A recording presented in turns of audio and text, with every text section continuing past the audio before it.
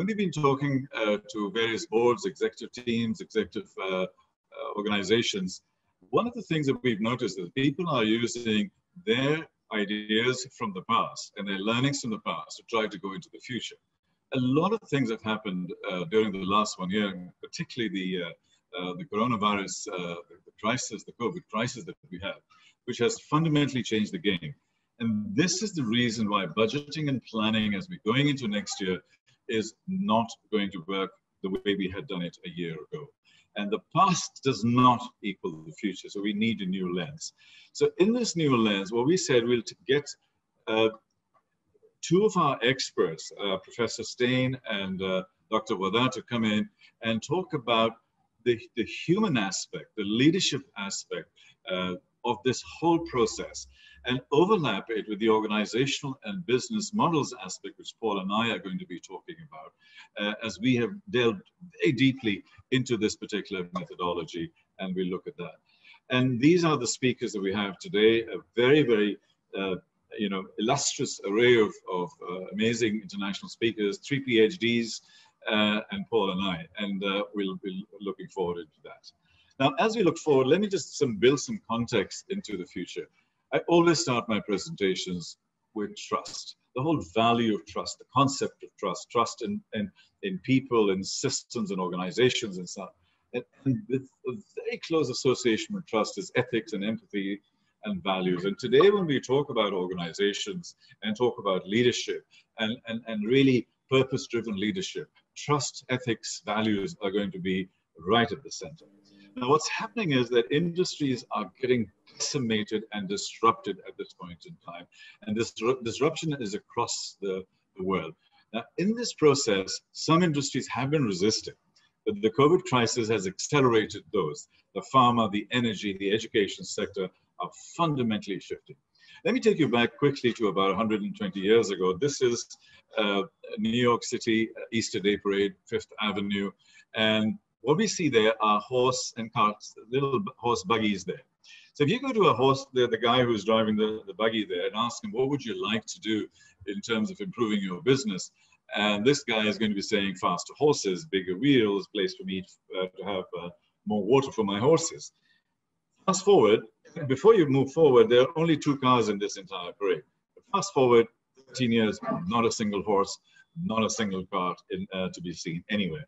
This is how fast the world changes. And what we have seen in the last 6 months, where the CEO of Microsoft, Satya Nadella, said that more digital transformation, or faster digital transformation has happened in the last 4 months than in the previous 10 years.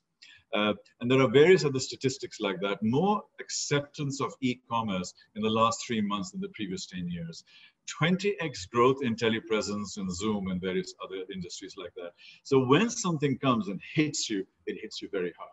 But what we suffer from, and what Professor Stein and Dr. Wada are going to be talking about a lot, is the corporate immune system, how we basically block everything and basically say, like, folks, this is too difficult. We have no experience with these new things, and we just can't do these stuff. And that immune system, both in organizations and individuals, actually stop innovation.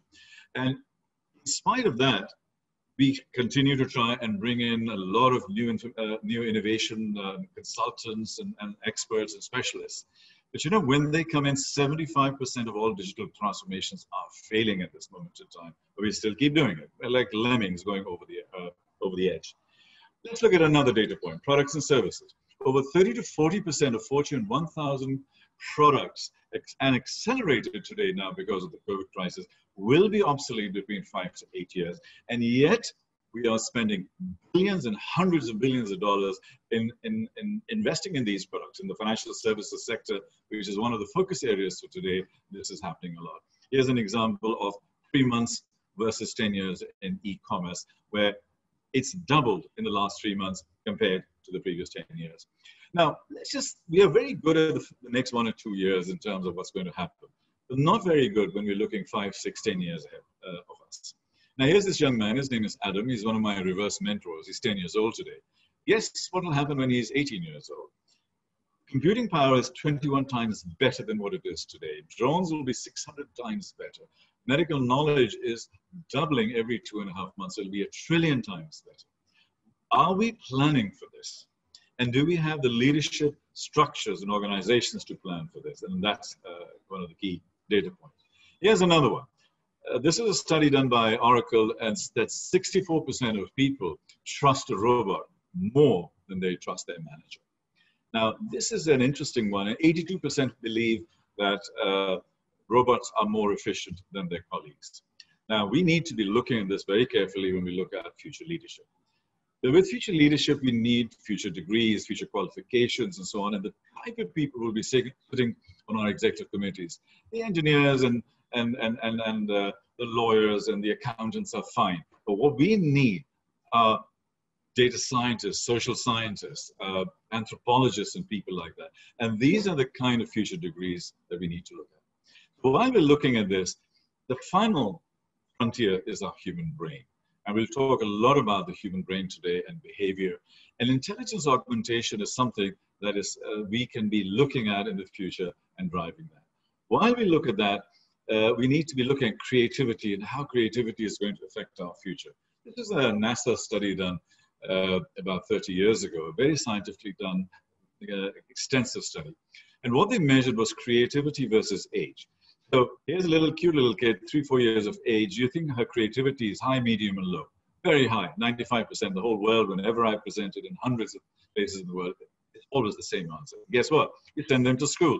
What happens to their creativity? It goes down to 50%. Then we work really, really hard, save money, send them to college. It goes down to 25%. And you, ladies and gentlemen, us together, we are at a handsome 10%. And effectively, in the first 25 years of our life, we've spent 20 years dumbing ourselves down in terms of the creativity that we were born with and blessed with. And this is something we need to revive if we seek to have a successful future. Now, remember, whenever something changes and whenever something comes and hits you, it comes from completely unexpected places. And that is one of the things that is happening. The COVID crisis is an unexpected hit that we've got. And this is the kind of things we look at. Giants are going into healthcare. Go figure. Apple wants to become the most recognized player in healthcare rather than in technology. Elon Musk is investing into future stuff, and his whole thinking is different. And Paul and the rest of the team are going to talk a lot about it. Masters of building ecosystems, Apple. Masters of disruption, Amazon. Masters of disruption, Apple. And we'll again drill deeper into this and the leadership challenges that we face. And one of the things Paul and I, we both address all the time is how we manage to optimize the core business that we have and how we build into the edges. So how can a bank or a financial institution build its edges and then go forward from there? When we go out and give advice to institutions, we actually take them onto a journey on a roadmap. And there are a lot of elements within that that come through. So these are the kinds of things that we basically talk about as we go into the future. So this is a little bit of a backdrop as far as this is concerned. Let me just also address some of the new mindsets that we need to be building on and the new diagnostics and the new solutions that we're looking at. What we have are at least 15 to 20 industries where there are Gutenberg moments. A Gutenberg moment is 1451, printing press was created. By Gutenberg, everything changed, religion changed, education changed, commerce changed, every single thing changed. One. Now we have about 15 of them happening simultaneously and they're crossing over. And some of them are affecting us directly on a day-to-day basis. So this is one of the key things we need to look at. The other one, because this has a reference towards the financial sector, is the big battle between the incumbent banks and the insurgent fintechs and e-commerce companies that are coming in. And where there is the tension, where if the incumbent institutions can out-innovate and out-execute the young startups, they will win 9 times out of 10.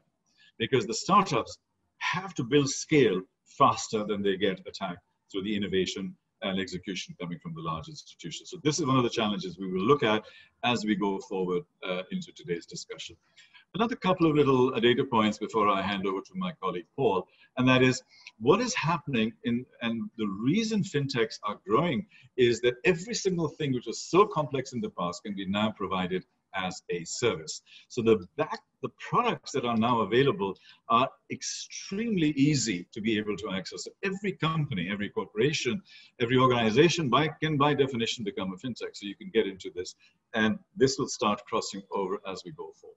So this is quite important for us to understand, at least in the financial sector. Now, when we look forward into this was a study that was done pre-COVID, that 54% of the people feel that they are not ready for the future. And this is pre-COVID. I believe that figure will be closer to 75 to 80%. And that's what Dr. Stein and Dr. Vada will be talking about today. So today is about connecting the world, connecting the dots, how the whole thing is coming together, and what new thinking needs to be applied. This new thinking and the kinds of people that are doing that are Jack Ma at Alibaba, and he is looking at building Ant Financial as an institution, as a super app, as a hybrid organization, creating a completely new financial system, and then not even a bank. And this is where the dynamics and the versatility has to start coming in. They'll be bigger than any major financial institution in the world. And when we have the time in the Q&A, I'll talk about it a little bit more. So Finance 5.0 and all the shifts that are happening at this point in time are building a ubiquitous, a complete holistic structure of banking and finance using these things. So today's work that we will be talking about, Professor Stein, Dr. Vada, and Paul and Nadine, they're going to be talking about how these shifts are happening, how these digital transformations are taking place, and what's the mindset we need, and then crossing over with organizational capability and structures. And guess what? By definition, this accelerating is accelerating. So effectively, we are getting faster and faster and faster. So but a new set of abundance is being created within this particular process. So to end, because of all of this, we need new leadership, which is what Paul is going to be talking about, followed by Stein. It needs new mindsets, and it needs new solutions. And with that, we need a new set of diagnostics. So that is my initial presentation, and I'll be handing it over to my colleague, Paul, who will then take it from here and then basically take us into the whole diagnostic piece. And I'm just sort of setting it up for him, so that when he comes in, he's got himself a ready-to-go show. Paul, over to you, sir. Good afternoon, evening, wherever you are. I'm going to talk about the diagnostics. All the things that Tarek was talking about. How do you know, as an organization, if you are really able to follow that you are really able to adapt to that new reality? I deliberately not talking about the new normal, because there is no new normal in my opinion, but there will be a consistently changing reality that we have to adapt to. But how do you measure it? How do you are going about with it? So what I'm going to do in this short presentation is to explain you a little bit about that future readiness survey that we developed. So what we are doing is working based on the work that Salim and Yuri did some 5 years ago. They discovered that exponential organizations actually are using attributes, 10 exponential organizational attributes. And that is what we are using in the survey. There was already an existing survey doing that. But what we did actually, we elaborated on it. We augmented it with specific organizational attributes. That's what we are going to talk about.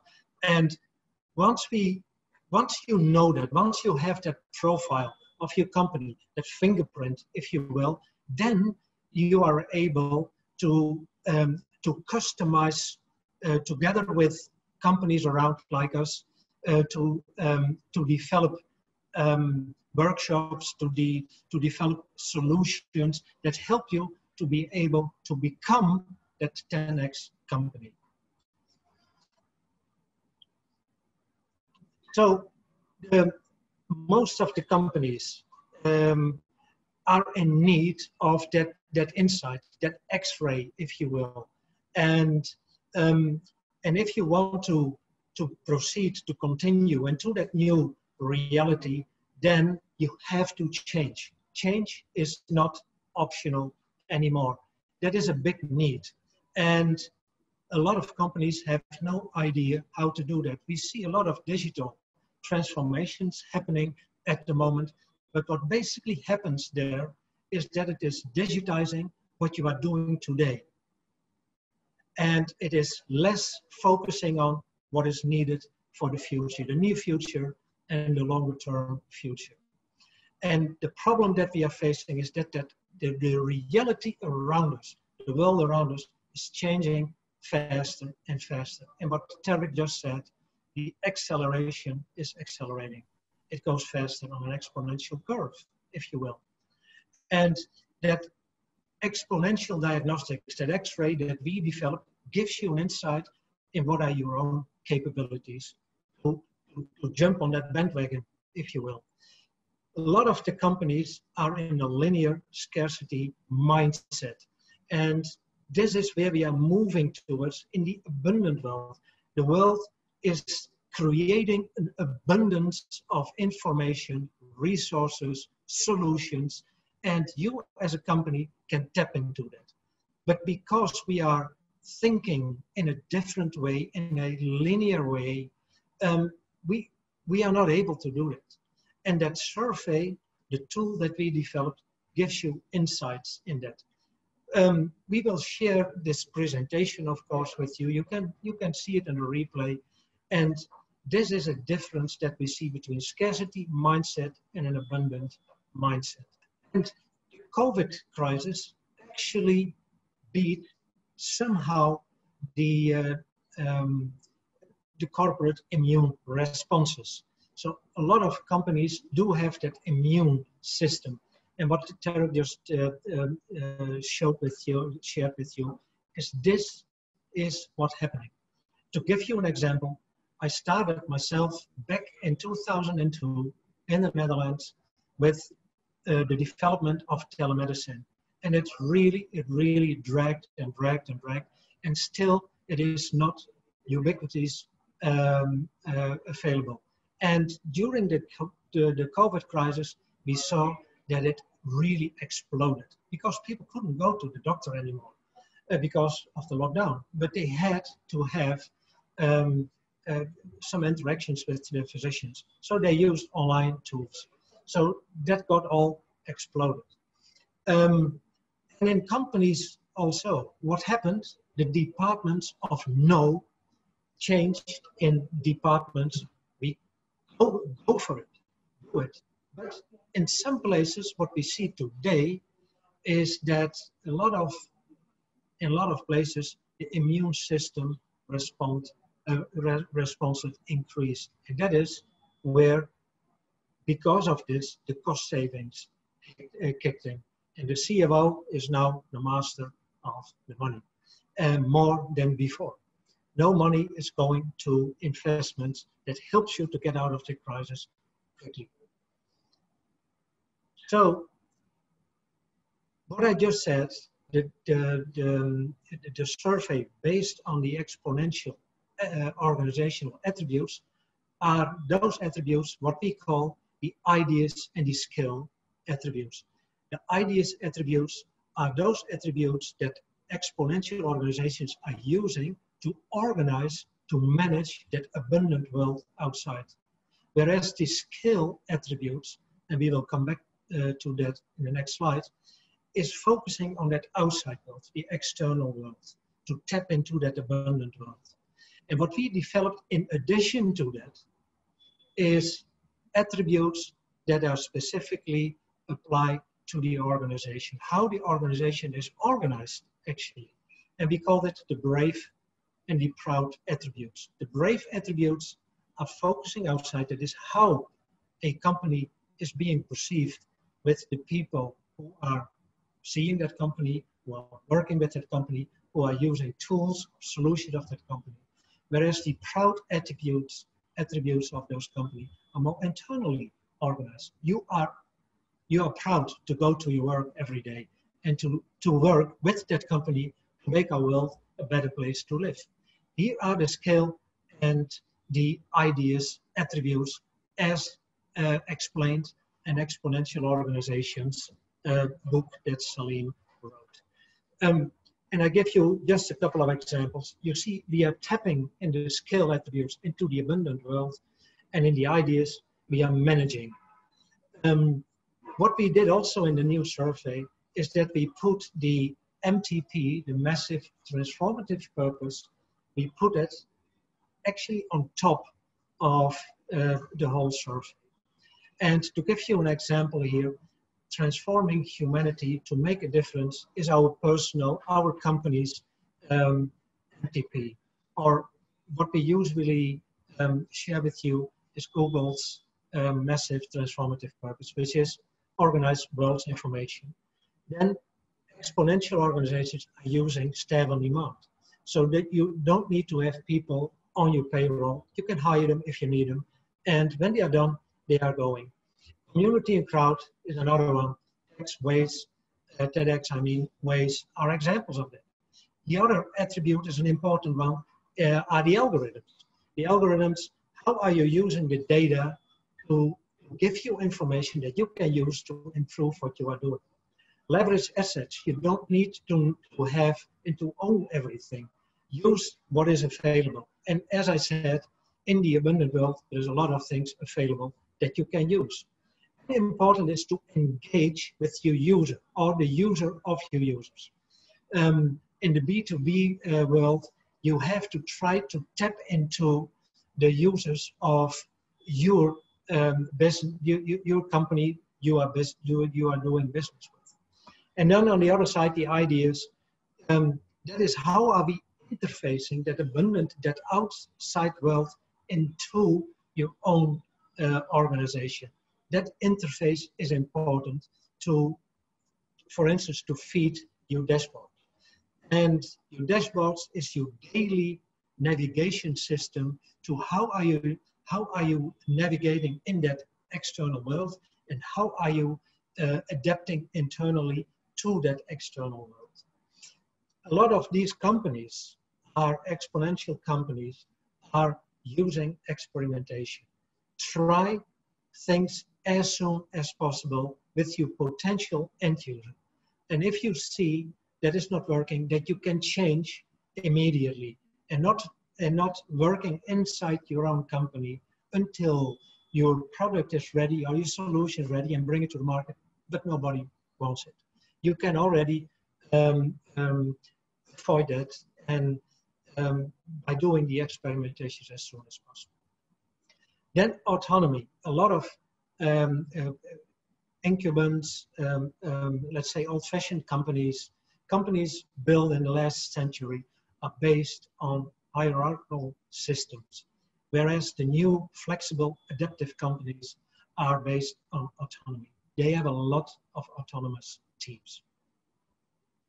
And then the use of social technologies, but also to be able to communicate quickly in your organization, instant feedback to what people share with each other, and if they need information, that they have that readily available, and that it not has to go through all kinds of layers in your organization before you get a go or before you can make a decision. So here are the organizational attributes in a kind of same setup of what we did with the ideas and skill. On the left hand, you see the brave, the external orientation, adaptive thinking, for instance. The values are important. You see companies representing it. Risk inclusive. Well, the companies that Elon Musk founded are based on risks, a lot of risks. And if you go to the proud attributes, so the internal oriented attributes, a couple of them I want to focus on. That is, one is psychological safety is probably the most important one. If you don't feel psychological safe in your organization, things are not going to happen. If you are not able to speak up freely, if you are not able to make failures, if you are not able to share whatever you want related to your work in your company, things are not going smoothly. This is one of the most important attributes that we found in literature. And we don't see that much in companies and organizations. Whole Foods is an example where people are encouraged to speak up, for instance. Onward business model means that you are changing the business model while you are going. So it is not anymore that we have strategies of 5 years or whatever. It is short cyclic models. And diversity is another one that we, not only in your products, but also in your organization. Diversity is key in flexible, adaptive organizations. And this is what we see. This is actually the DNA of a company. So, and by this survey, we are able to, if you will, we sequence that DNA. And here are the components of your genome that we were just talking about. Once we do these analysis, we can now plot you in one of these columns. And we divided them in scarcity and efficient. So you already know that most of the companies reside there. Then the abundance created, so companies able to use the attributes to tap into that abundant wealth and to organize it internally. But what we also see are companies that are focusing on open culture, on encouraging people to speak up, helping to make the company a better place to work for all kinds of people. And they are all purpose driven. And if you combine those, then probably you will end up in the future navigator, because that is the optimal combination of the attributes that helps you to propel, to thrive in the future. So we build in some characteristics of all these quadrants. So if you are ending up there, then you can immediately see, hey, that is a good fit. We fit here. And not that the fit is good in terms of that you will thrive in the future, but important is, do you recognize it? And once you recognize that, then probably we are able to help you to change. This is just an overview of companies that based on this research that we did, it's just an animation of how we think that these companies are positioned on these quadrants. This is one of the results. People on this call get the link to do the research, to do the survey, and we will provide you with this position, where you are positioned as a company. That is what you get for free. And what you also can do is to share in your company the link with 10 other colleagues, preferably in all the layers of your organization, so not only management or operational level, but all of them. Fill them in, and we will get back to you with this position. And that gives you an overview where your growth potential is and how much growth you probably have as a company. And by drilling deeper in the organization, that is the work that Nadine is doing behind the scenes, is more a deeper profile, a fingerprint, your DNA sequenced is what we see here. And this is just a snapshot, but there is way more visualizations that we can do. This is based on the surveys that we did in the past, and we included some data extrapolated and projected from potential other companies. And this is how it looks like. How good is your brave and proud, so the organizational attributes profile, footprint, how does that look like? And the scale and ideas. And now we can drill deeper into that. And what does that mean for your company? So we can provide you with a fingerprint of your company relative to all other companies in your industrial vertical, or for the entire population that we surveyed. And it gives you a really good sense of where you are in that spectrum. So we can give you the current position, the competitive analysis. So where is your competition? And not that we are mentioning the competition, we only plot you with your name, and then in dots around it where you are opposite those kind of relative of those other companies. And we provide you with that fingerprint. Where is your company? And where are you good at in your company? And what can be improved? On both axes, on the organizational axis and on the exponential attribute axis. And how can we help you to unlock your company, your collective intelligence, and use that to improve the work that you are doing? So in the end, once we have that, and that is our dream, if we have enough data, then running algorithms on that we are working behind the screens on, now we are able to provide you with a customized, custom-made set of, let's say, solutions, activities that can help you to scale faster, to become that exponential, the 10x company, and to make you more adaptable to the fast changing world. That is what we are working on, and we coined it the corporate CRISPR, if you will. So this is the link. Write it down, https://survey.sogosurvey.com/r/executive brief. That is actually the seminar that we are doing today. You have 5 days the time to complete it. The survey takes about 20-25 minutes. You are able to share it with 10 colleagues in your company, and then everybody, so each and every company gets that X-ray score, that one slide with your position that gives you an overview where you are. And additional reports on demand, send an email and you will get it as soon as possible. This is my part of the presentation, and as you know, exponential crisis needs an exponential response. Tarek, this is my contribution, and let's have a discussion about it. Let's have a discussion, but before the discussion, this is one of our absolute favorite videos, and I hope this video is going to work, because if it does, it really, really just captures the essence of every single thing that we are discussing today. And that is, it's the story of an eagle. And let me see how this story will come. Here we go. Hope you can hear this.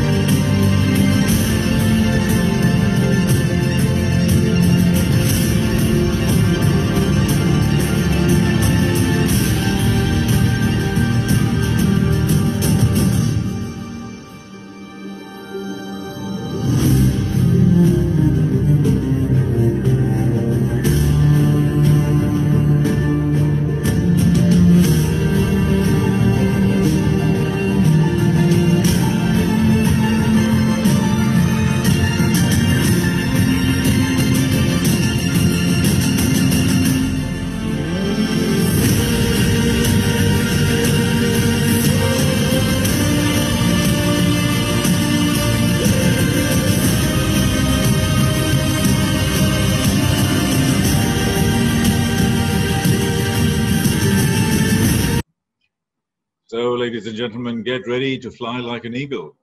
This is a very touching story, but it is really the story of change, the story of humanity, the story of what we're going through in our corporate lives. And with this, I'd like to hand over to Professor Stein, and he can then really just take us into connected leadership and take us to the second part of the journey, Stein. And how do we change? You've seen some of the diagnostic work that Paul and I are doing, but you're going to bring in the leadership elements, you're going to bring in the human element, the thinking element, the behavioral side, and how it overlaps and takes us forward. So over to you, sir. Thank you very much for the introduction. Myself, Stein, CEO to Platform for Connected Leadership, and co-hosting this afternoon is one of the panelists, so thank you very much. I'm going to spend about 10 to 12 minutes just to talk a little bit about complexity in terms of decision making, and then hand over to our chairman, my colleague and my friend, Dr. Wada, to take us through the rest of the session regarding some of the tools that we use that can assist leaders in terms of decision making, specifically from a leadership perspective. Okay, so what I want to do very quickly is I'm going to talk to you about complexity, but I'm also going to try in the process to give you some comfort of why it is that we struggle with complexity, and why we as leaders shouldn't be too hard and too tough on ourselves. What we've seen so far this afternoon is where we want to go, where we should be taking our organizations, what are the kind of things that we should embrace. We all know that the creativity was knocked out of us, through the stages and decades of educating us, and how difficult that is. But it's necessary for us to understand why that's difficult. And for me to illustrate that, I want to play this very quick game with you. I'm going to show you a slide, and this slide has got random numbers. Now, I have looked at the list of participants. I also invited some people this afternoon. I recognize some of the names. So please, if you have played the game before, don't cheat this afternoon, okay? I want to have this as real as possible.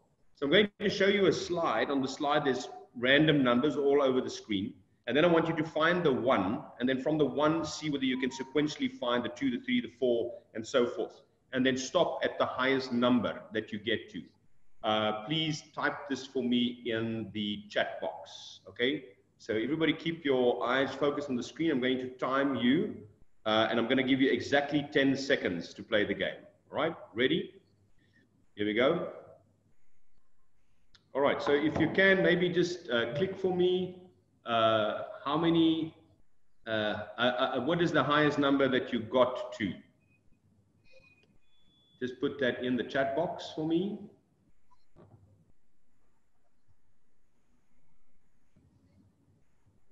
I got 4 from someone, 6, 5, 4, 6. All right, okay. Right, so then I have mostly a fairly low count, okay? So now I'm going to show you exactly the same screen again. This time I'm going to superimpose a framework over the screen. And again, I want you to try and find the 1 and then sequentially make your way to as high as possible. Okay, I'm going to give you the same amount of seconds. Ready? Stop. Okay, so if you can again, please just type in the chat box up to high, how high you got this time. 8, 15, 12. All right, so it's fairly self-explanatory. You would have seen that in the first slide, the numbers are fairly low, and in the second slide, normally end up being much higher. Now, the question is, why is this? The reason for this is our thinking ability is guided by what appears to be more comfortable to us and for us. And that is why some of the challenges that we have as business leaders today, and some of the future states that you have been introduced to so far this afternoon in this webinar, is so difficult for us to get to, because our mind is not fit to think in states of unorderedness or disorder or unpredictability. So it's quite normal, and I want to start with this little game just to illustrate that is why we are more comfortable to think when something is normal, predictable, when tomorrow is a continuation of yesterday. The challenge, however, with this is that we have, most of us as organizational leaders at some point in time, probably went for a post-grad education. maybe even ended up doing a master's or an MBA of some sort. And at some point in time, you've been exposed to certain frameworks you use for decision making. A framework like the SWOT, for instance, that dates back to the early 1960s, created by Humphrey. Very segmented, very categorized. Strength, weakness, opportunity, and threat. Still applicable, still relevant, but there's a question mark in terms of how relevant, because it's really based on an environment of stability, and it's based on levels of predictability. The same with a very well-known pestle, Aquila 1967. If I want to scan the environment, I segment and I categorize it. Politics, economy, social trend changes, technology. We all know today that the world does not look like this. It's not stable. It's random, unpredicted, uncertain, volatile, complex. So why is it that we're using frameworks that's really more suitable to stable environments to still try and make decisions in this complex domain? The reason for it is we are fit to make decisions like that. We are used to segmenting and categorizing. We are used to a classical matrix which typically precedes the data. So we'll take this to a company. If you're a consulting firm, you'll take it to a company and say, let's do Porter's 5 forces, extract the data and put it into this pre-designed framework. In the late 1980s, the world changed fundamentally, okay? So if I can generalize, before the fall of the Berlin Wall, really we had kind of East and West. In those years, the Americans had a favorite saying, rather dead than red, meaning that they don't want to be communists, they want to be capitalist. They don't want to be socialist, they want to be democratic. So the world was almost split into very extreme opposites, black and white, believers and non-believers, Christians and antichrist. Different extremes to the globe. It was almost segmented like that. And this was almost a kind of a precursor. If you wanted to do business with someone, or if you wanted to socialize with someone, you would ask them, you know, are you a believer, or are you a socialist, or are you a capitalist, or where do you stand in terms of democracy? And depending on your answer, it was either a tick, yes, we can socialize or do business, or no.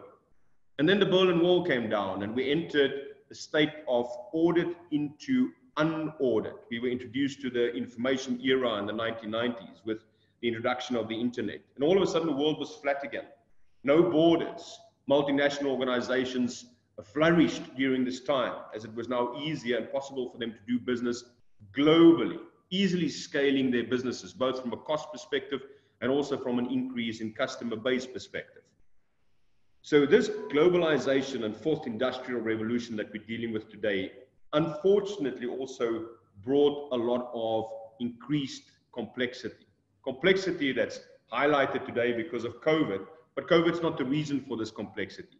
This complexity existed already. The only thing that COVID has done is it's highlighted some of these things, and it brought to the surface social inequality, for instance, the different way people live in the world, the fact that we have such a centralized place on the globe where we manufacture 87% of the world's goods in terms of China, exporting everything to the rest of the world. So there's these imbalances that were sort of highlighted during COVID, but COVID's not the reason for the complexity.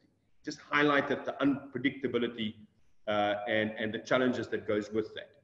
So again, going back to where I started, we are not fit as leaders.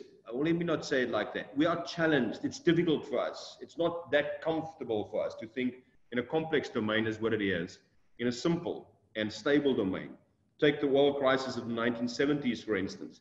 No great innovation came out of the 1970s because of this oil crisis. And the reason for that is the behavior was, well, let's wait until the crisis is over, and then business will go back to normal.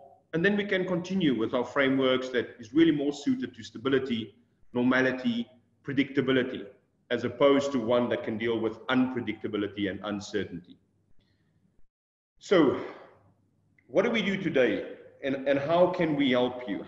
What is there that we can offer business leaders today to get more fit in terms of decision-making when it comes to the so-called complex domain? To answer that question, we go and have a look again at the Canavan framework of Snowden and Boone. This was published in HBR, I think as far back as 2007 already. And it's a very interesting complexity model because it basically resembles a place of multiple belongings. So what that means is, as people, as individuals, we are all rooted in different parts, which profoundly influences who we are. But it's very difficult for you to be be aware of all of those influences. You can only be partially aware to that.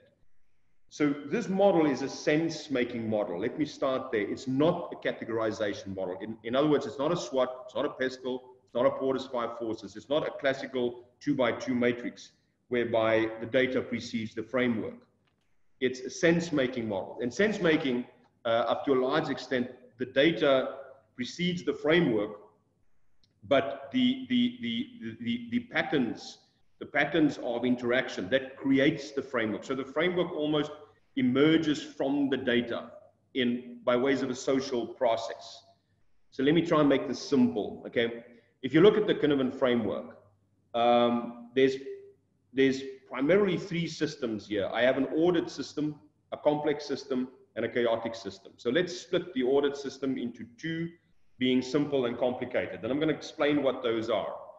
And then we also have a new category, which is disorder. Now, take note of this disorder. We're going to get back to that. It's very important that we understand what that domain is there for. What is it doing there? What is it trying to signify? In the simple domain, cause and effect relationships exist. So it's predictable and it can be repeated. It's a simple domain to operate and to take decisions. That's typically where we use PESTEL, SWOT, Porter's 5 forces, and some of the other classical matrices for decision making. So you sense, you categorize, and you respond. And typically, if you insert something here, the outcome is very predictable. In the complicated domain, there's also a relationship between cause and effect, but it's not that self-evident. It's not that simple. It's not that obvious, in other words. So this is where I bring the expert in. So either I have the expertise in the organization, or I get it from outside by means of a consultant. And the difference really between simple and complicated is, in simple, we tend to embrace best practice. In complicated, we sort of go with good practice. What's the best solution? That's why we bring the experts in. And look at the difference in the sequence of decision making. The one I go sense, categorize, respond. The other one I go sense, analyze, and respond. Then we get to complexity, which is very much where we operate today as businesses. And here's the difficulty with that. This is a system without causality, which basically means it's very difficult to achieve high levels of success or to increase the probability of success by following linear thinking, whereby I scan the environment, I do scenario planning, I select my strategy, I implement it, and I have result of X. There is no predictability here. The cause and the relationship that we're dealing with here, this cause and effect is only obvious in hindsight with unpredictable emergent outcomes. That's why we need to probe, sense, and respond. So we basically don't know. We experiment to try and figure out what it is that we need to do. And we are not necessarily comfortable in this domain. The chaotic, I don't want to spend too much time on that. It's really in terms of a crisis. So there typically you have a kind of almost a fascist, authoritarian type leadership that kicks in, takes control of the situation and commands in terms of what needs to be done. So it's like, you know, if the fire alarm goes off, there's no arguing or debating about that. You act immediately. You can send and respond afterwards. We do sometimes in organizations do that deliberately, but that is typically when we want to innovate, you know, or bring about the so-called lost creativity that we spoke about earlier. And you want to really quickly stabilize things when they find themselves in that domain. So the model altogether, depending on which space you're in, you should think and act differently. And here's the interesting thing. COVID happens. So what we find is that most organizations, most organizational leaders are actually finding themselves smack bang in the middle of the sense-making model, which is the domain of disorder. But what does that mean? It basically means that we're not sure in which domain we find ourselves. Is it simple? Is it chaotic? Is it complicated? Or is it complex? And here's the real scary part. When I don't know as an individual in which domain I currently find myself in, I try to solve the problem by thinking in my entrained manner of thinking. In other words, If you're a person that's by and large work in a bureaucratic institution most of your life, you will probably blame any problem or failure on a failure of a process, for instance. If you've been a consultant most of your life in the expert domain, you will look at a problem, and the reason for not being able to solve the problem will always be lack of resources or lack of time. Complexity typically is better served through diversity. So here it's necessary for you to broaden your base of reportees and get as much input from a wide variety of people to hopefully possibly come up with the right solution. So each one of these, if you primarily deal in your day-to-day work environment, in complex environments, your go-to solution is diversity. If you deal in a simple environment, your go-to solution is fix the process. Complicated, your go-to solution would be get more resources. But what if it's not one of these three? What if something is complex, you don't know that, and now you try to fix it with your simple solutions, decision-making model? And that's where things sometimes goes horribly wrong. That's the challenge that we have. And that's why I showed you, by playing that very simple game in the beginning, you saw how very well you did the minute I superimposed the framework over it. Why? Well, your brain figured out there's a pattern here. And the minute it figured out the pattern, you knew that there was predictability, and that's why it was so simple. But what if that's not the solution? What if we're not in the simple space? Right now, where we're finding ourselves amidst COVID and a number of other changes in the world in terms of artificial intelligence, technology, digitization, a flat earth once again, we're in the complex domain where we need to probe, sense, and respond. For this, individuals need to know themselves. You need to have clarity on your strengths, your weaknesses. What's your preferred manner of making decisions? Is it with a head, with a heart, or with a gut? Combination of both. So I'm going to hand over to Dr. Wara, my friend, colleague, and the chairman of our organization, to take you through a tool of analysis that can help you as an individual to first and foremost be very aware of yourself, what it is, strengths, challenges, what you can work on. And it will give you clarity of why you struggle with certain decisions and why it is that you take decisions the way in which you do take them. Because that's the challenge of leaders. Fortunately, unfortunately, you still have to take so many decisions every day, despite the pandemic. The pandemic has no mercy, no grace for you. The pandemic still requires you to take decisions. So a good starting point is knowing self, and then Dr. Wara will also introduce you to what this means in a team context. Thank you very much. Dr. Over to you. Thank you very much for that. Thank you very much indeed. Dr. Wara, welcome. Great to see you. Twice in one day. Must be my really extra special day. Yeah, we're very lucky. Very lucky indeed. Yes, indeed. Very lucky indeed, Farah. Yes. Assalamu alaikum, and good afternoon or good evening, good morning, wherever you are. Thank you very much for inviting us, Tariq, and thanks very much for Exponential inviting the Platform for Connected Leadership to give this. Before I get into this, I do want to say one thing, that especially at this time with greater discussions around resilience and reliability and high reliability organizational thinking, I think the introduction from Stein really sets the context to why we're talking about these next few slides. In the next few slides, I'll talk about something called the 5-lens evaluation tool, and which is an important tool that we believe is very, very useful for managing this kind of complexity and uncertainty. Really, the 5-lens tool sort of gives a person a very good idea, and it's called 5 lenses because there are 5 different lenses where you're actually looking at self. And I'm going to go on to talk about then how this applies also, or how this can apply from a team context.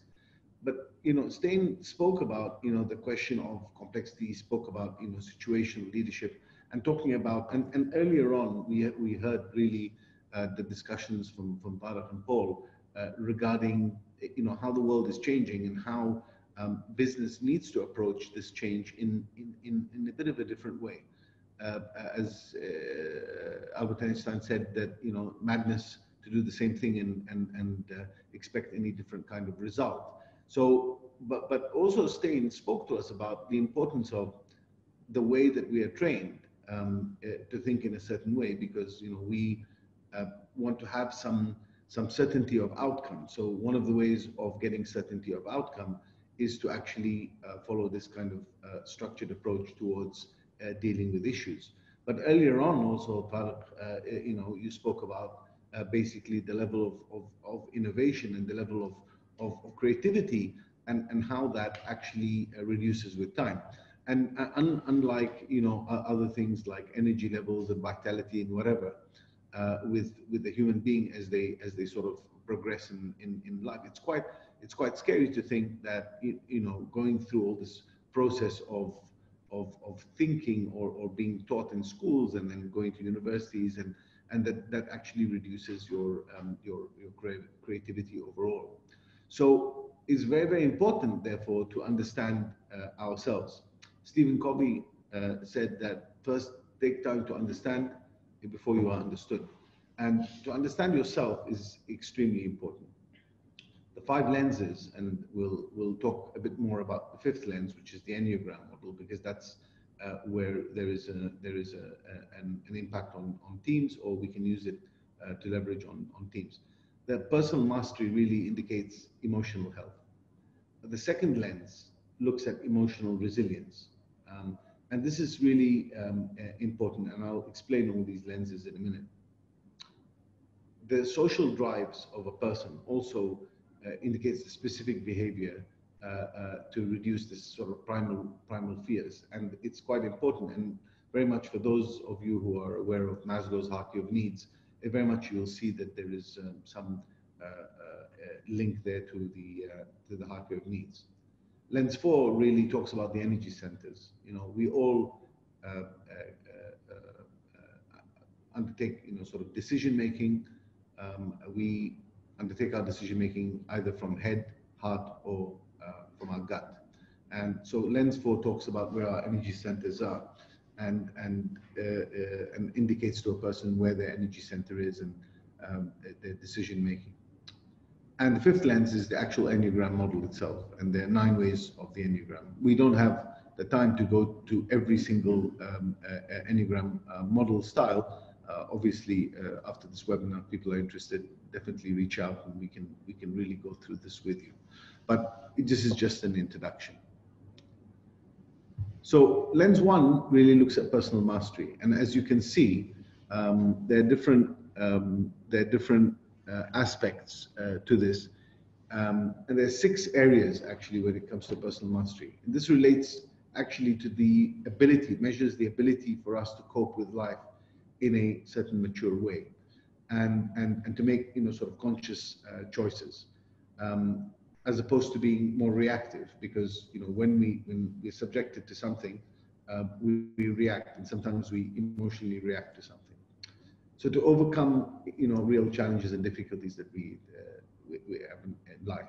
So the first one is really the self-acceptance. This is really an indication of to what extent does one see himself or herself in terms of accepting the way that they are as a person.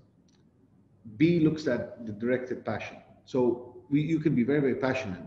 A lot of people have got passion. This measures your directed passion in terms of you have a passion in something, but are you directing it in the right reason? So I'm very, very passionate about the work that I do. I'm very passionate about various different things that I do, but I'm more passionate maybe about with regards to some of my hobbies, like cooking, and sort of writing. But maybe I'm not directing my passion towards those areas. So B really looks at directed passion and the level of directed passion. Are you low, medium, high? The acceptance of reality is important, and acceptance of reality doesn't indicate that do you see reality as it? No, do you accept a reality as it comes, as it is, in life? Are you able to sort of cope? And remember, all of these are looking at coping strategies. Curiosity, a lot of people think that curiosity here means that, oh, you know, am I curious? Am I going to go and look this up? Am I going to look that up? Curiosity here looks at, you know, level of open-mindedness, or, you know, you could be quite close-minded. And if you're close-minded, then you're not curious enough because you're not actually. So it's a natural type of curiosity, not curiosity where, oh, you know, I want to know how this particular instrument works, so I go and open a book or open the manual in front of me. That's not the curiosity. Curiosity here talks about the level of open-mindedness in us to actually have a look at things. Impact on others is very, very important, because here the person is probably trying to understand, or the Enneagram, the lens 1 actually helps us understand, you know, to what extent do we have an impact, or we believe that we have an impact on others. And the last one is the global connection. And this is about, you know, understanding your existence with respect to the whole world that you live in, and you know, how connected are you in the world? Do you feel that, you know, you're connected to the world? You feel that the world is supportive? Do you believe in being part of a larger reason and order within things? So, you know, maybe a sort of some people describe it as, you know, higher spiritual kind of realization and existence. So that's lens number 1, and that's personal mastery. And in debriefing people on lens number 1, we spend quite a bit of time talking about these 6 areas, because they're really are quite critical. Lens number 2 talks about emotional resilience. So emotional resilience talks really about your ability to cope with and also recover from situations which can be quite stressful. And this is obviously very important, because, you know, as we're going through today, still going through this epidemic and having to acclimatize ourselves to a new reality, but, you know, with things changing all the time, you know, it can be quite a stressful situation for many people, and stress is known to have increased with a lot of people around the world because of this thing, and a lot of it is also to do with the level of uncertainty. So we look at, you know, overall resilience, and overall resilience is connected to your flexibility, your ability, you know, and that sort of relates to sort of the coping strategy in terms of from an emotional perspective. Your emotional stability generally, I mean, do you respond? You might be able to deal with people or deal with situations, but internally, how emotionally stable is it actually affecting you? Is it you know, do you have that resilience internally to deal with that? And the self-efficacy, which is basically, you know, being able to manage your, you know, sort of emotions and manage what you need to manage within that thing. And all those 3 areas, the flexibility, emotional stability, and self-efficacy, actually will give you a good rating on your level of resilience in terms of your emotional resilience.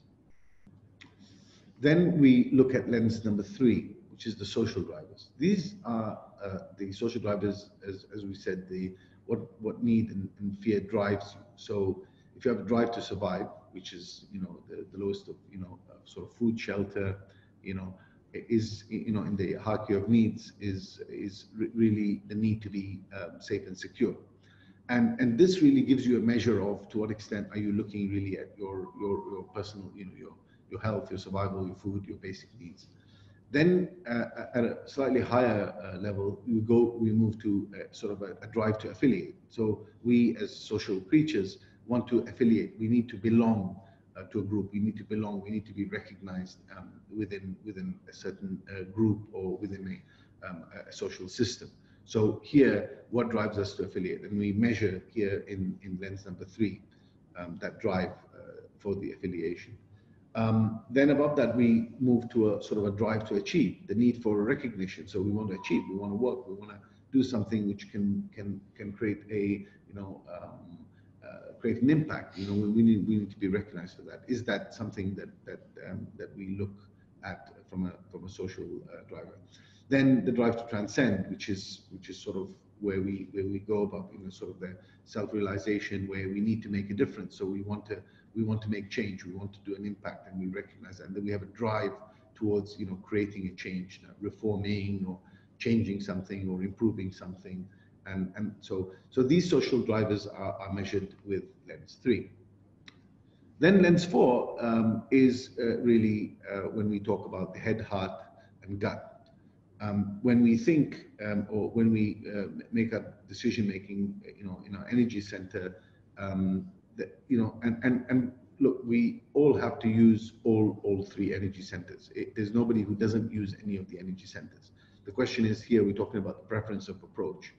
And I'll explain to you when we go to the Enneagram, how these actually go into and apply to the Enneagram.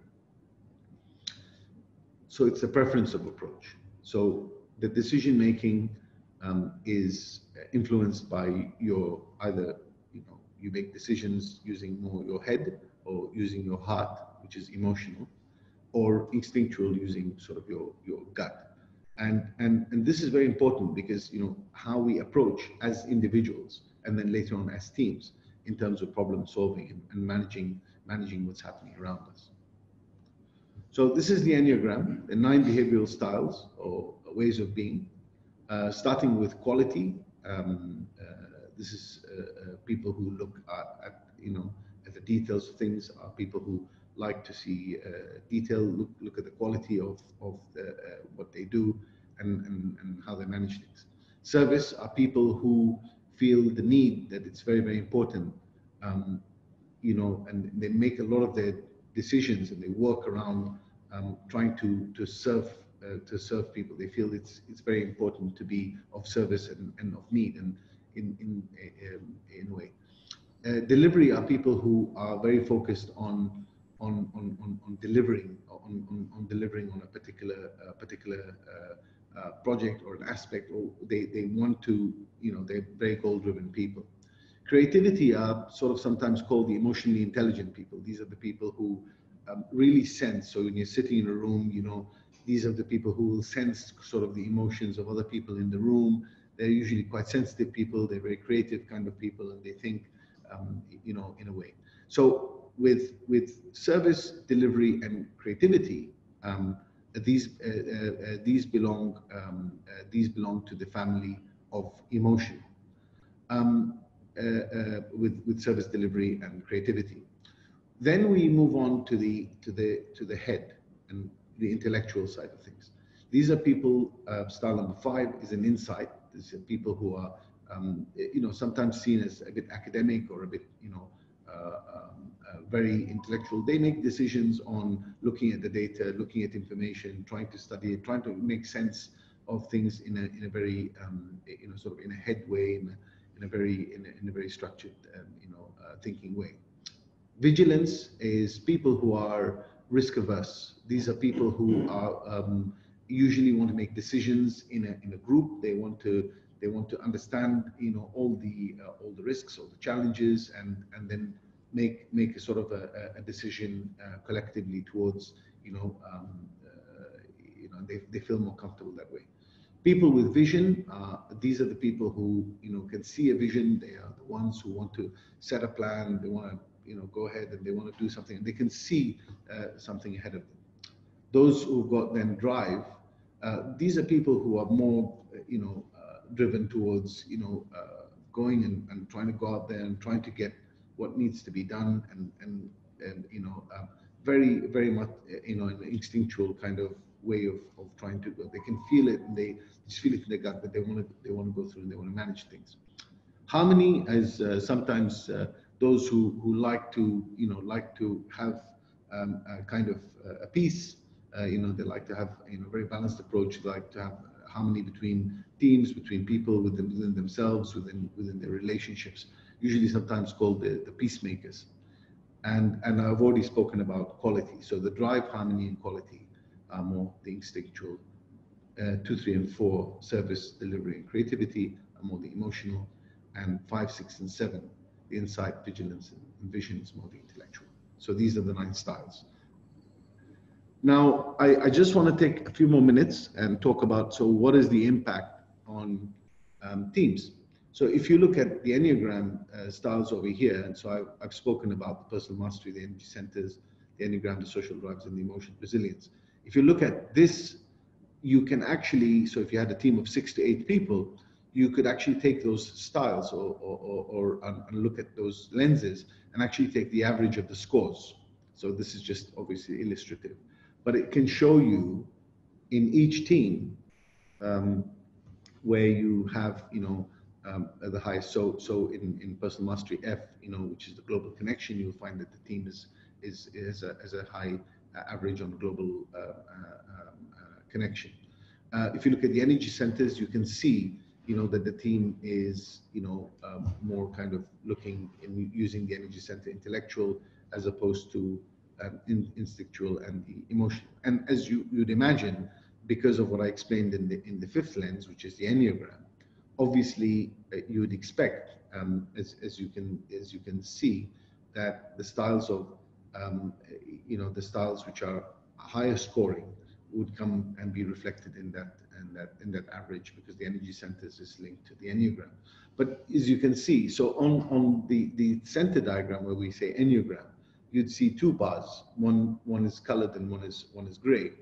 The colored bars are actually for team average, and the gray would look at the Enneagram style of the leader. So immediately you're able to actually indicate, and the leader can then, when looking at teams, be able to see where they stand in terms of their style, as opposed to the average of the whole team. And again, with the social drives, we can see that the team is high here. So, for example, on survive and to achieve, they look at achievement and survival as very, very important. So understanding that and getting a real context on what's going on, and the emotional resilience you're able to actually see in terms of the overall average emotional resilience. So very, very good for teams and those who are working in terms of leading teams. Again, this is just a team profile. You can see the difference between the team leader and the other kind of stuff. So you're able then to manage things. And in the Enneagram, we don't have time to get into it, but there are ways of actually helping with in terms of coaching and mentoring and working with people with different styles, because sometimes they just have a different style. It doesn't mean that they're different, or they're sometimes misunderstood. So a leader going through this process and the team going through this process will learn to understand more about one another.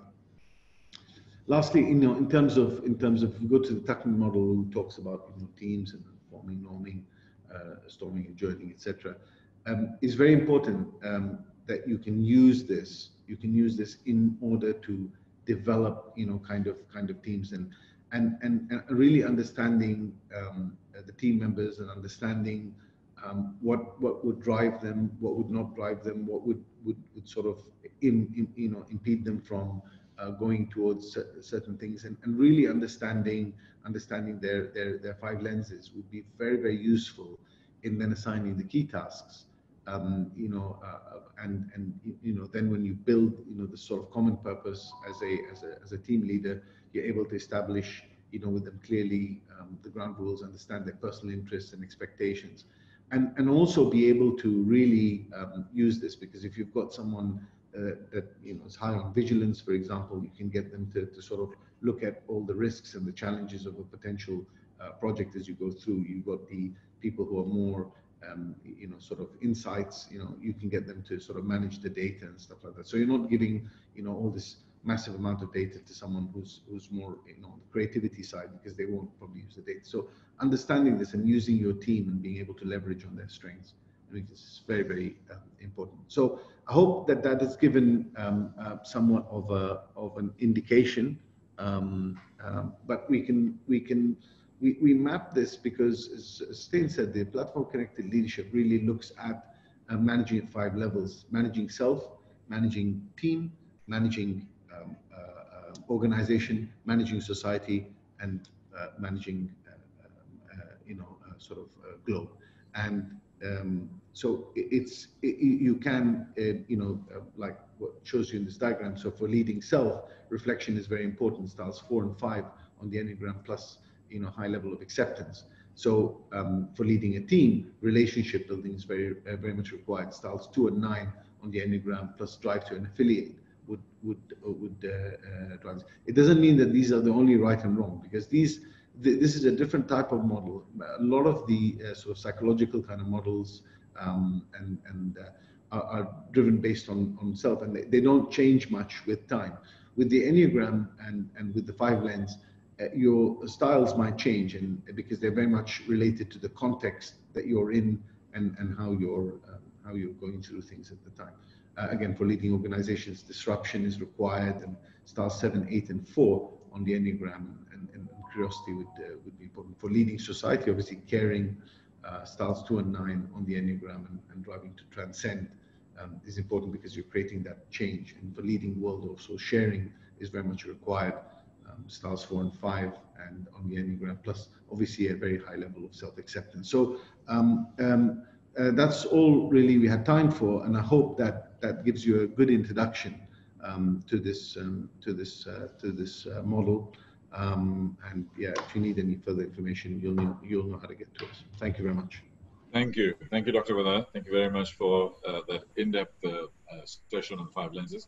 If you could kindly stop sharing the screen, because then we will be able to talk and open the discussion to Dr. Nadine also, who might have some comments, and also to Paul and I, and we're going to answer some questions. Dr. Wada, Stain and I built the context, both organizationally and in terms of what's going on.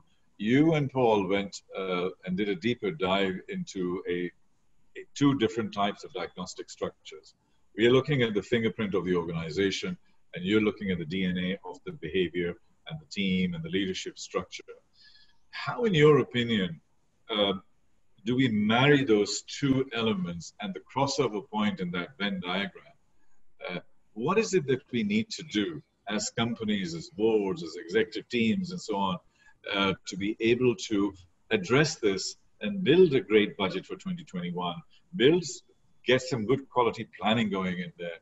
Now, what are the type of things that we need to do to have these 2 together, or are they totally independent? It's not an easy question to answer, really, Tariq, but I tell you one thing. It's just the more you understand, the more you understand. I mean, from a personal level, I mean, there may be some senior people with us online today, and some people who sit on boards. I do some work on boards. I've been on different types of boards for the past few years, and decision making can sometimes be very challenging, and you find that, for example, you don't have enough data. So you spoke about budgeting. So for example, we want to look at sales targets. So if you look at sales targets, but 2020, looking at the data from 2020, generally what happens is you look at what you've done in 2020 and then add 10, 15, 20%, or you look at these other. So obviously 2020 data cannot be taken. Even if you took 2020 data and sort of averaged it over the last 3 years of 2019, 18, 19, 20, that would not be right. So decision making, and some people who are sitting on boards who have got an insights style, for example, or vigilance style, would want to look at data, regardless of, again, they look at the data and say, well, it's not very comforting to use this data, but it's what we are where we are. The more visionaries will look at, okay, well, what kind of change, what kind of things are we going to be looking at in the future? What do we want to do? What do we want to transform? So talking about even the model that you were explaining, you'll find that directors who are more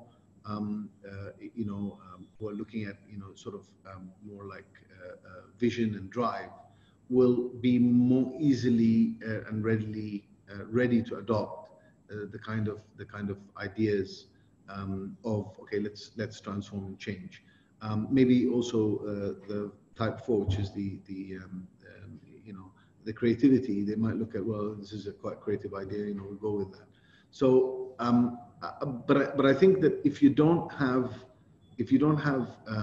really insights into your team, even if we're talking about board, so a chairman of a board, Imagine how much value would be unlocked if he actually was able to know what kind of styles of the people that he has on the board. And then he'll understand the context when they're having a conversation about, for example, setting the budgets for the following year. Why this person is actually saying, no, I don't support this motion, or yes, we should do this, or no, we should not do that, and understand the team dynamics. It's very, very important because then you have a better understanding of the kind of concerns or the apprehensions that particular members of the board. Because at the end of the day, and I just conclude with this, that at the end of the day, the board is where you leverage is the collective wisdom of the board, and understanding their thinking is very important. Dr. Uda, I'm a little bit skeptical about two or three things. One of them is the level of sophistication as far as the boards and executive teams are concerned, to be able to look at the granular level of discussions that we've had today.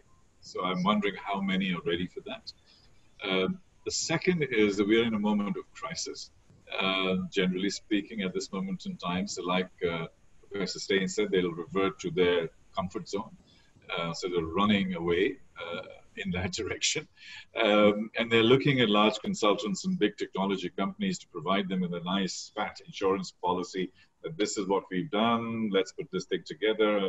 A McKinsey or somebody comes in and does this study for us, and I'm fine for next year and my job is safe.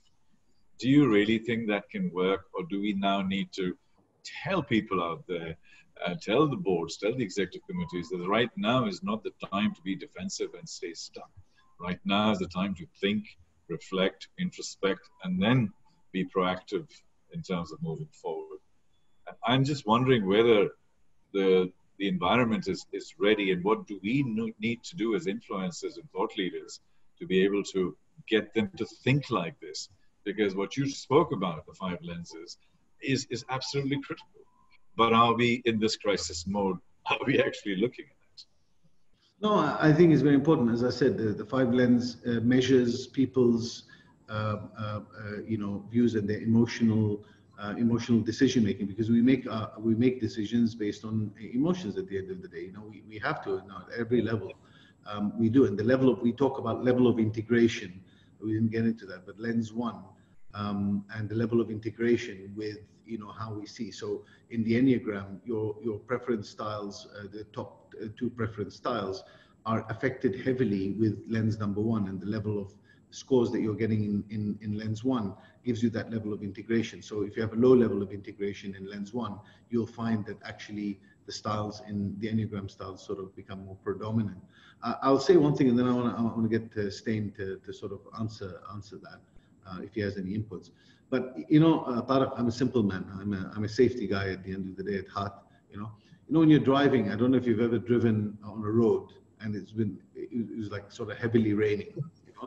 When it's like heavily raining, the logic is that you're driving on the road, and then suddenly what happens is the tires start lose contact with the road, and you start water skimming over the water. It's a bloody scary experience, I must tell you.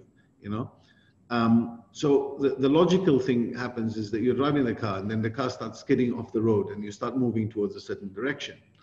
And there's 2 things that come to your mind logically to do, because you're skidding off the road, and so the 2 things that you think are the most logical things that you need to do is hit the brakes, to slow the car down, and turn the steering wheel in the opposite direction to the direction that you're skidding. Now, if you're an experienced driver, you'll know that these are the 2 things that you should absolutely not do. Yeah, because you will spin the car, especially if you're going at a reasonable speed. Yeah, and you'll probably crash the car as well.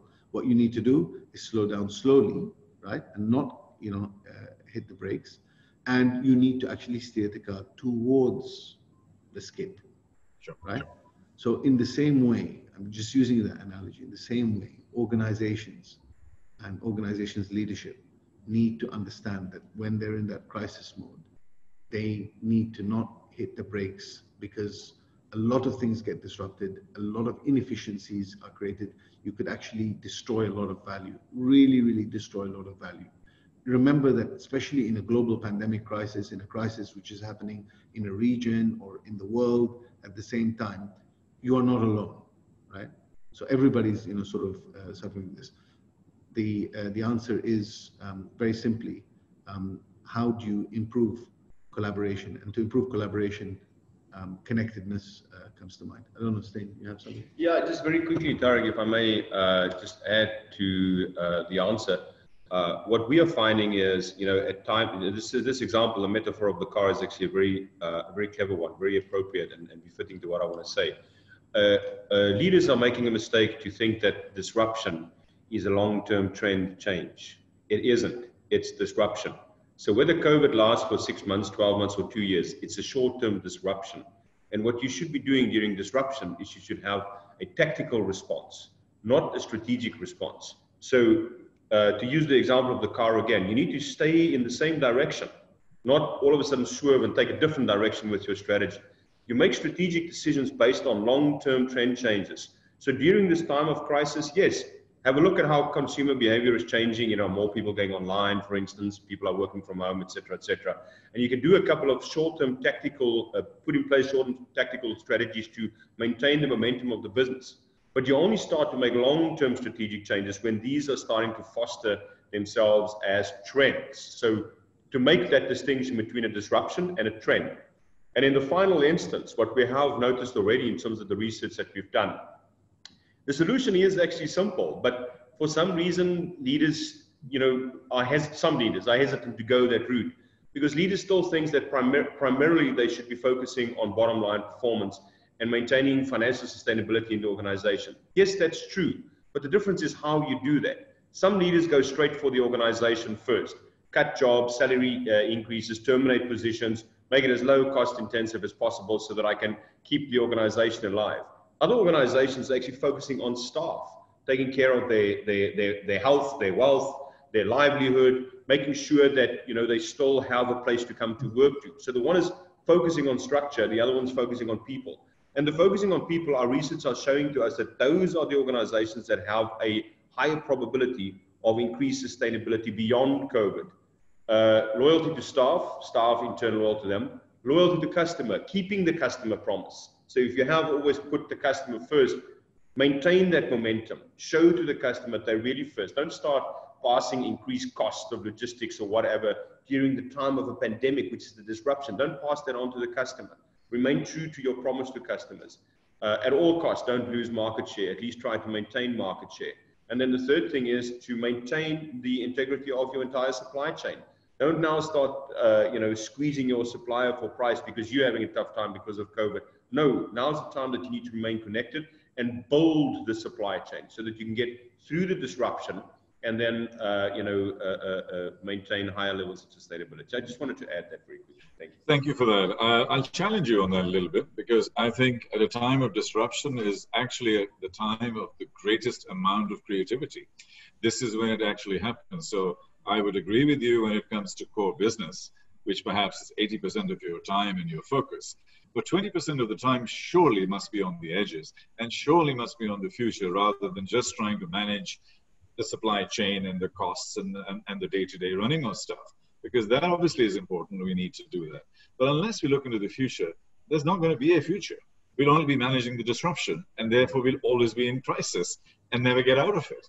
So therefore I challenge you on that. Why should we just remain in the crisis? Why don't we just step out of the boat, jump out of the car, or whatever, if you want to extend that analogy, because it's been going on for too long.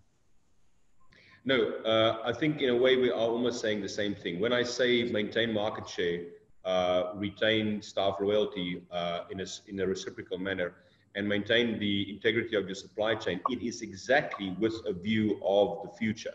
So if you, at a time of a pandemic, where it kind of makes economic sense to retrench and cut costs in terms of salaries and letting people go, if you, during a time of the pandemic, maintain your staff, keep your staff, that's where you buy real loyalty. Now, if we want to go forward into the future post-COVID is not necessarily going to be easier. So what do I need? I need staff that will stick with me. I need staff that has a high level of trust. I need staff that really now understands and believe that I actually do care about them. So when I say I value people, I really value them because I've showed it, I've displayed that during the pandemic. So the short-term tactical move I'm talking about is not to retain or maintain a status quo. short-term tactical move is exactly for purposes of going into the future, but going into the future with a much stronger, resilient model than I had before. Organizations that are simply just cutting costs and terminating and trying to reduce their costs, they're weakening their organizations, which is contra the resilience that we want. Yes, I need the creativity, but for purposes of sustainability into the future, I also need to be a resilient organization. Part of being resilient is to be creative. And I can only be creative if I can learn from past challenges. Organizations that are willing to take the more difficult route at this time, not pass on cost, absorb the additional cost that this pandemic has created because of the economic impact and standstill in many industries. Those are the industries that have, those are the organizations that do have a better chance in terms of remaining resilient in the future. So, you know, I think we're complementing in a way what we're saying. I hope that helps. Yes, indeed. I'd love to get some questions from the audience, so please do throw some questions at us. You mentioned a couple of points, and you know, I talk about pandemics, and whether it was the Black Death in the Middle Ages or the Spanish flu in 1918, 1919, Second World War, the financial crisis, after every single crisis, there was a massive explosion of entrepreneurship, of creativity, of new possibilities. After the last crisis in 2009, we got WhatsApp and Dropbox and Uber and Airbnb and all of that. Now, if everybody was staying in the financial crisis and just managing the financial crisis, they wouldn't be thinking about Dropbox and Airbnb and stuff like that. They only did that because in the crisis, they said, I'm fed up with this crisis. I need to step out of this crisis and move forward with something new and fresh, which is a shared economy, a new environment, something that will make a future for me. Otherwise, I may be sort of okay with the past. And if we're looking at the future from the past, we'll always be looking at the rearview mirror rather than moving forward. So I as a futurist myself, and Paul and I, we have this conversation all the time. We can learn from the past, but we need to learn from the future just as much as the past. Mm-hmm. Thoughts? Sorry, Tarek, it's a very good point. And just to add to what Steen said, we're not saying that organizations. I mean, I give you an example. I mean, we did an in-depth interview with the CEO as part of our research, and he said something really interesting because he did martial arts when he was young, and he said that every time sort of something like every time I lost a match, a martial arts sparring match, used to do karate. He said that actually it's because I sort of got angry and I started focusing on my anger or getting worried about this guy in front of me who's going to beat the hell out of me, and he said when I focused on the game instead of focusing on the player, or focusing on, and he said it's like when you play football, you focus on the ball, you don't focus on the player, and we say that you must remain focused on the ball, and as your people are around, because you do have, and they take you through that, take you through resilient times. Even during COVID, I think organizations that were true to their employees and true to their teams actually got through, things, because things are starting somewhat to normalize in certain industries, etc. Right? They're still looking at the future and they understand that the future is going to be different, but you need to be emotionally resilient, and that's what the 5 lenses is all about. It's measuring emotional resilience. At the end of the day, decisions are made by human beings. The decision for you to disrupt yourself for the future and to look at the future requires a certain emotional resilience, because you are not able to. It's very, very difficult to sort of look at, for example, the staff, for example, if you've ever seen the movie Hotel Mumbai, the staff, in the hotel, they didn't all run away, when that happened. They tried to actually protect the guests because, that was the way that they were. They believed that, and it was the culture within that organization. They were not looking at the future and looking at, oh, well, are we going to get promoted? Are we going to get this and that? They just wanted to stay alive. But at the same time, you need to create that emotional stability in order to sit and think about how you're going to disrupt yourself in the future. Creativity does increase, definitely. It increases at the times of, Need is what's called necessity is the mother of all creativity or invention. Huh? But at the same time, you still need a certain level of emotional stability to think about the future. A lot of people mistake emotional stability and thinking, out of the box. When you're thinking out of the box, you're thinking out of the box. But it doesn't mean that you have to be emotionally unstable. If you're emotionally unstable, very, very difficult. And that's why you see that the 5 lens focuses on emotional stability. Thanks.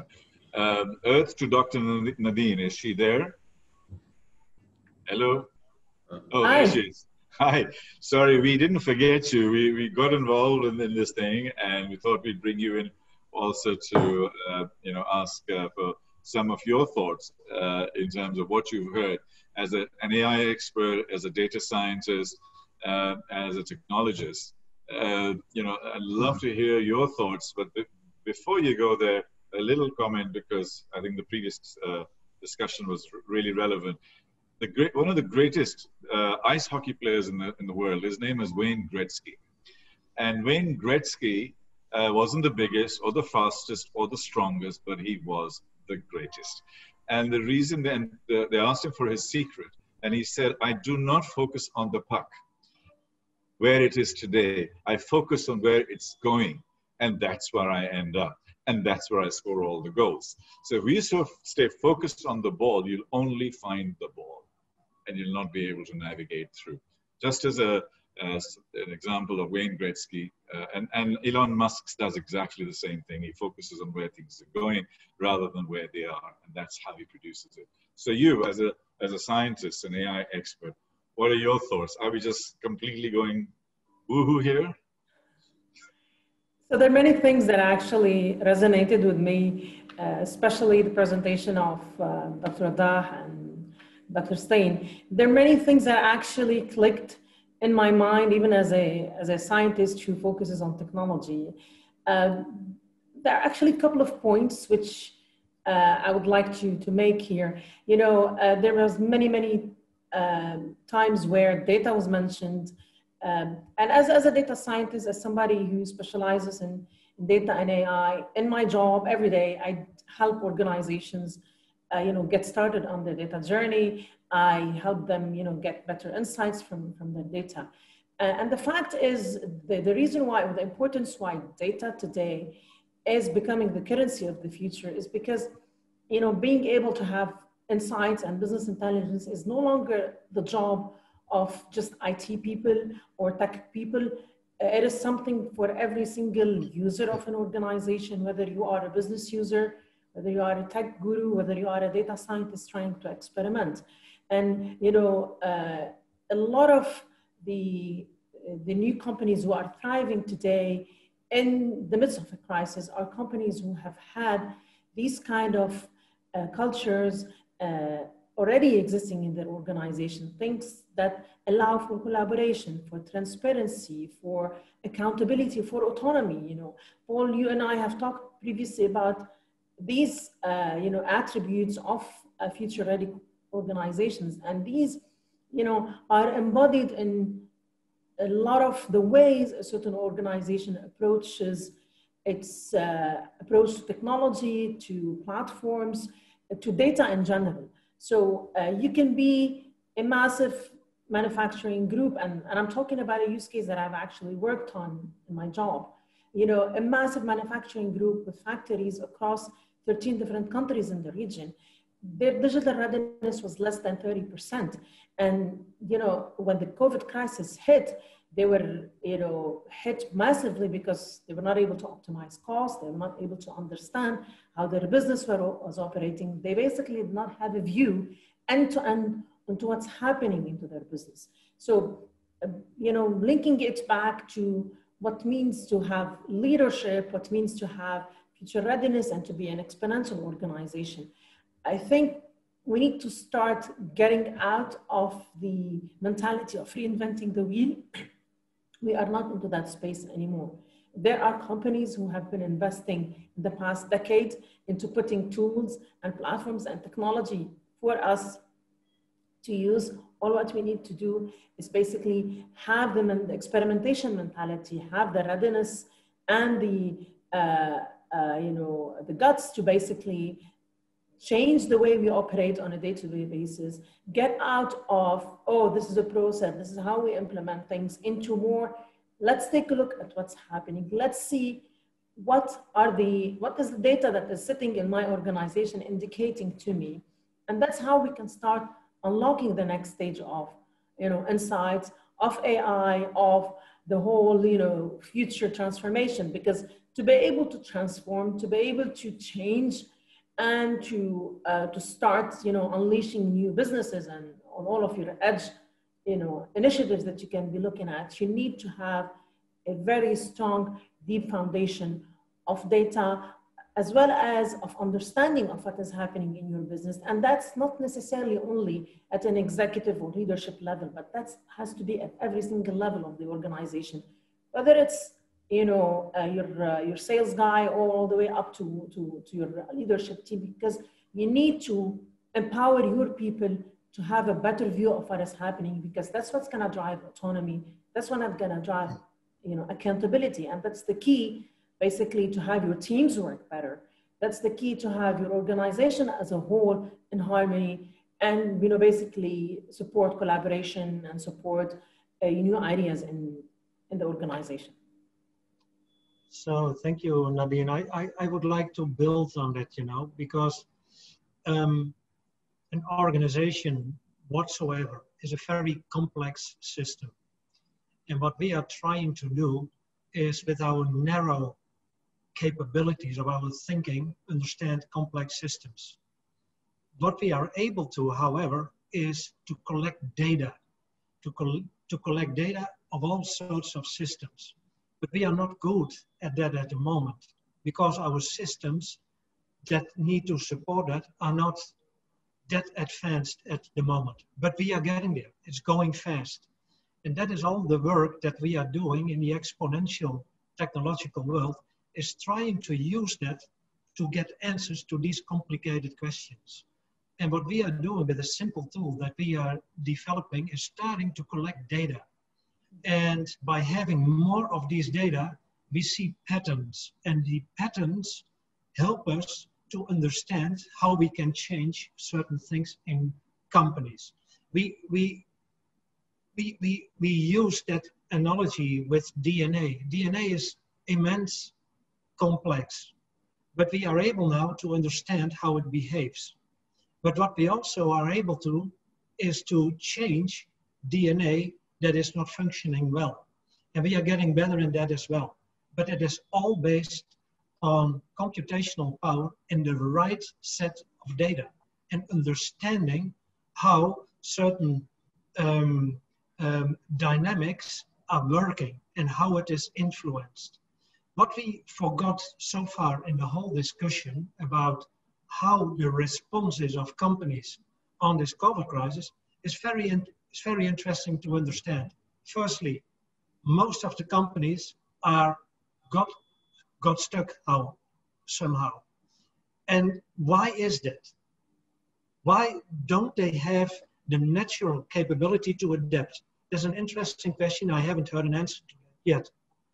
But on the other hand, on macro level, we need to understand that governments are pumping trillions of dollars in that sick system to artificially make us believe that things are still going, that things are still on a path that we are in control about, but we are not. What we are doing is to artificially keep the inflation in the system.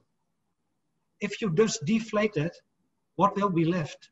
So, and companies are building on those injections of governments, which is a false injection. That is what we don't understand. And my last comment here, and where you see the effects of that, is on the stock market. The stock market is benefiting from that, because they are using those trillions that companies are pumping in there. And guess where it goes? So let me challenge you. I'd like to bring in, please sit. I'd like to bring in Stain and Buddha back in again. Folks, Nassim Taleb, he wrote a book called Anti-Fragile, Anti-Fragility.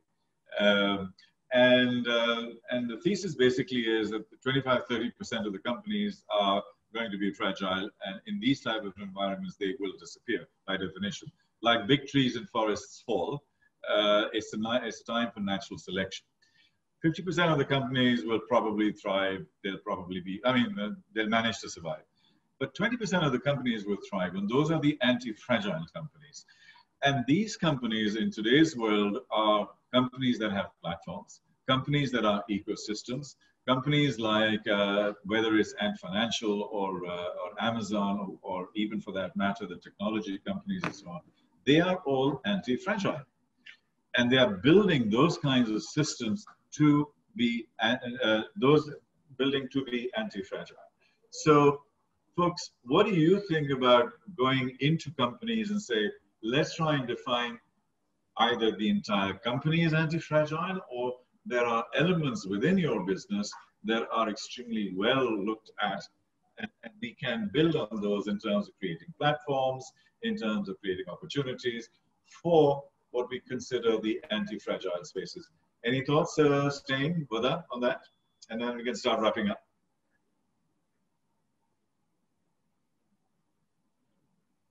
You are on mute. Hello? Yeah, we can hear you. Yeah, sorry, Tarak. Just can you just repeat the last bit? The last thing is that anti-fragile companies, the 20% that are left over in the organizations that you might be looking at, or government institutions or whatever, there are components that are actually very forward-looking and very anti-fragile, and can be platforms and ecosystems, and can utilize this environment to really build something unique and special. So we make sure that the rest survive as much as possible, but these 20% of the companies become the 80% of the futures. So we feed them and grow them to become bigger, 10 times bigger, 10x bigger than they are today. So really, it's a question of getting the magnifying glass out and looking for these kinds of nuggets within organizations, whether it's people, systems, platforms, whatever. Do you see that? What are your thoughts on it? I think first and foremost, it's a question that requires a long answer. But in the interest of time, I'm going to try and just give my 2 cents worth on it. I kind of, in my answer, want to agree with what Dr. Nadine has said. And that is that there's a lot of, COVID only elucidated certain things. I don't believe COVID introduced anything new. Besides, obviously, it disrupted and there's economic impact and so forth. But at the end of the day, it's but that. It's a disruption. We had a disruption in 2007. We had a disruption with 9/11. We had a disruption with the currency crisis in 2014-15. We had a disruption with the oil crisis in the 1970s. Now again, so disruption is nothing new for the business environment.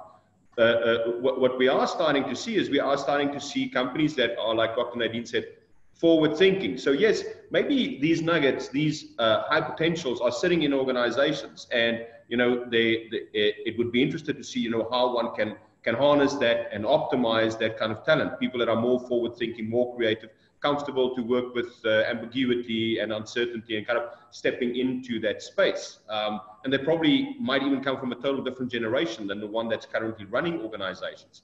But the thing is, you can go in with any kind of initiative that you want, or a recipe of extraction or optimization. If, as Dr. Nadine said, if we don't have high levels of trust in organizations between people, these things aren't going anywhere. Because a high level of trust, the behavioral showcase of trust is empowerment.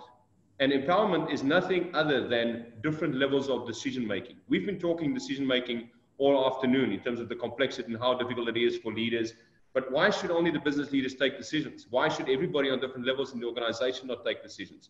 9 out of 10 times it's because different levels don't trust. So you have an authoritarian approach in organizations. If you empower on different levels, you force people to be creative. You force them to think things through. You get them in a zone where they're not sheep following anymore. They're actually leaders in their own right, true leaders in their own right. So partially answering your question, yes, there is this opportunity to harness and extract, but I believe, like Dr. Nadine, these have always been there. Maybe it's just been elucidated now, or brought to the forefront, and people are now focusing on it because of what's been highlighted through COVID.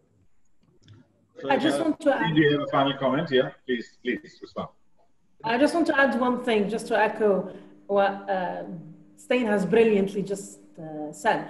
The COVID crisis has just surfaced or resurfaced existing issues in many organizations. It hasn't, or in a certain sense, to a certain extent, it hasn't really changed or disrupted organizations. I'm just going to give you a simple example. When we suddenly started working remotely and exercising social distancing into place, suddenly every single organization started looking at platforms like Zoom and Microsoft Teams and other platforms for online collaboration. The news is these platforms have been around in some form or the other for around a decade. The infrastructure was there. The capability was there. Certain organizations already had these infrastructures in place. So when the crisis started and when people started working from home, they didn't really have a hard time adapting. Some of them had the infrastructure, but did not have the culture. And that's where trust comes in. You need to be able to trust your people to do their work, even if they're sitting at home. And certain organizations did not have any of the infrastructure at all in place. So suddenly they're scrambling to be able to support their people to do their day-to-day business from a difficult situation where you have to work from home. So I don't think that the lack is in the capabilities of the technology or in the abilities of technology to handle data at scale or to handle any challenges that arise from a business standpoint. The challenge comes from adoption, from mentality, from basically setting a culture into your organization that allows for all of your users to reap the benefits of having a technology-driven or a data-driven culture. And that takes time. That is not something that happens overnight or over the course of a few months just because a global pandemic has hit that has forced you to start working remotely. Just wanted to say that. No, that's good. That's good. Thank you. Without final comments, some final thoughts? Yeah. I mean, I agree with Dr. Nadine and Mr. Stein. I think very important to recognize the fact that the infrastructure was always there. It's just people didn't use the infrastructure. But back to Paul's point, I do want to close with this thought. Businesses should be able to survive times like these. Generally, they should be able to survive times like this. This is why we have enterprise risk management. That's why we have risk management policies, and to people who are directors on boards and stuff like that. It is very much their accountability to ask these kind of questions before these kind of things happen. It is their responsibility. But I remember when I first learned how to drive. I learned how to drive in the UK. So I had to, in the UK, you have to do the road test and all that, but you have to also study the highway code. And, being an engineer, I remember this. I think that if you're traveling at about 70 miles per hour and you hit the brakes, you are told that you require something like, 45 to 60 car lengths to actually brake. So if you're traveling at 70 miles per hour, which is about 100 kilometers per hour, you need, say 50 car lengths, in terms of stoppage. If you're running a business, and you're leveraged, 70%, you're basically, and then after 6 weeks of, cash flow disruption, you've got serious problems. After 8 weeks, you have to start firing people. After 3 months, you declare bankruptcy. There is something very, very seriously wrong, with the way that business is running, and that is a very fundamental point. We're just back to Paul's point that the problem is the reason why these businesses could not survive is because they were running it fundamentally wrong.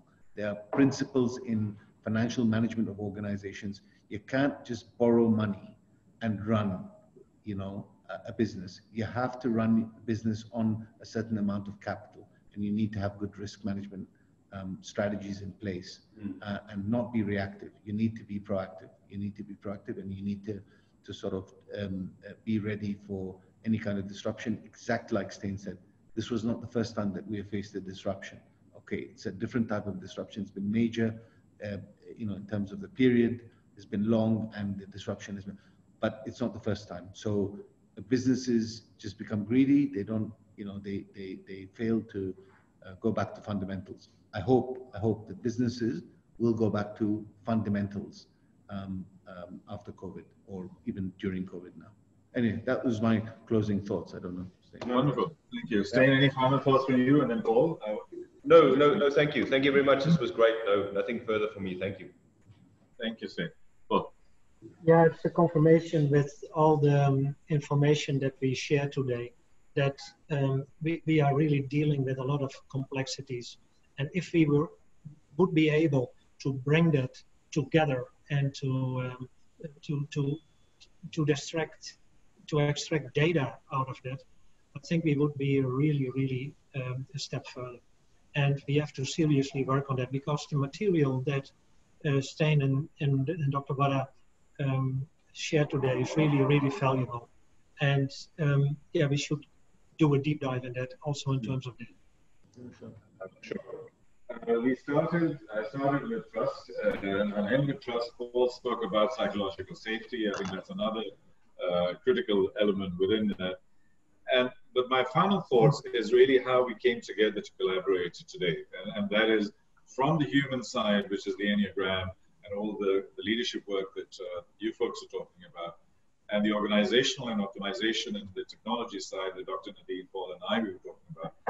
And really the Venn diagram and the crossover of the two. And I think that, to me, is one of my takeaways, is that I think it's really important to find ways to collaborate and understand and harmonize and engage this overlap and find the best solutions, because that is where the true 10x thinking is. That is where, when people are ideally fitted into and they sort of unleash themselves as human beings into the future of whatever, or managing the present, and on the other side, the organization is ready to support them, lift them. That is where we will really build our future. So thank you very much indeed, gentlemen. Thank you, Nadine. Thank you, Paul. It's been very knowledgeable, very professorial. We'll have to think about a lot of this. It is all recorded. We'll actually make some very nice little videos out of this to ensure that we capture these nuggets and share them as appropriate. Thank you very much indeed. Thank you very much to all the people who attended, and we'll keep you guys posted, and hope to do the must do the survey, because that's one good way of understanding exactly where you are in your company. At least find your dot, that X-ray that we've got, and that's why we've got this little guy doing the diagnostic thing at the back. So I'm gonna get this guy going again, and we will end with that as a thing. So thank you very much indeed. All the best. See you soon.